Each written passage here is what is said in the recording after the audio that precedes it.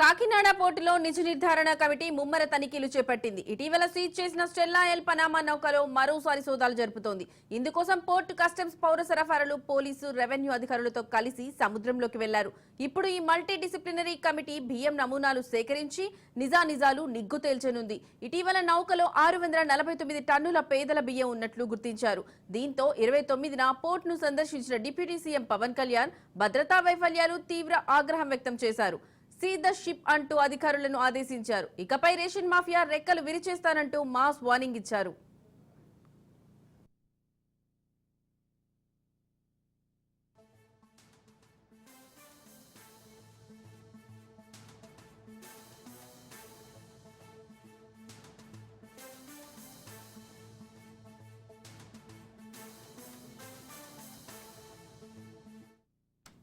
కాకినాడ పోర్టులో నిజ నిర్ధారణ కమిటీ ముమ్మర తనిఖీలు చేపట్టింది. ఇటీవల సీజ్ చేసిన స్టెల్లా ఎల్ పనామా నౌకలో మరోసారి సోదాలు జరుపుతోంది. ఇందుకోసం పోర్టు కస్టమ్స్, పౌర సరఫరాలు, పోలీస్, రెవెన్యూ అధికారులతో కలిసి సముద్రంలోకి వెళ్లారు. ఇప్పుడు ఈ మల్టీ డిసిప్లినరీ కమిటీ బియ్యం నమూనాలు సేకరించి నిజానిజాలు నిగ్గు తేల్చనుంది. ఇటీవల నౌకలో 649 టన్నుల పేదల బియ్యం ఉన్నట్లు గుర్తించారు. దీంతో 29న పోర్టును సందర్శించిన డిప్యూటీ సీఎం పవన్ కళ్యాణ్ భద్రతా వైఫల్యాలపైన తీవ్ర ఆగ్రహం వ్యక్తం చేశారు. సీజ్ ద షిప్ అంటూ అధికారులను ఆదేశించారు. ఇకపై రేషన్ మాఫియా రెక్కలు విరిచేస్తారంటూ మాస్ వార్నింగ్ ఇచ్చారు.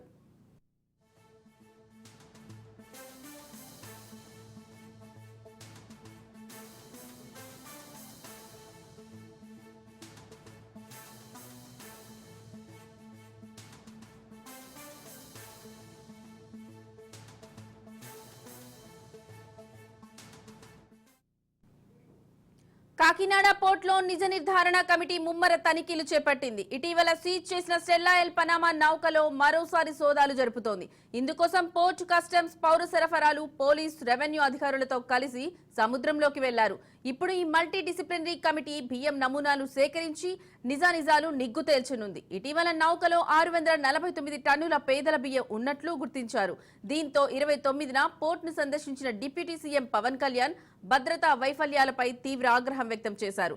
సీజ్ ద షిప్ అంటూ అధికారులను ఆదేశించారు. ఇకపై రేషన్ మాఫియా రెక్కలు విరిచేస్తానంటూ మాస్ వార్నింగ్ ఇచ్చారు.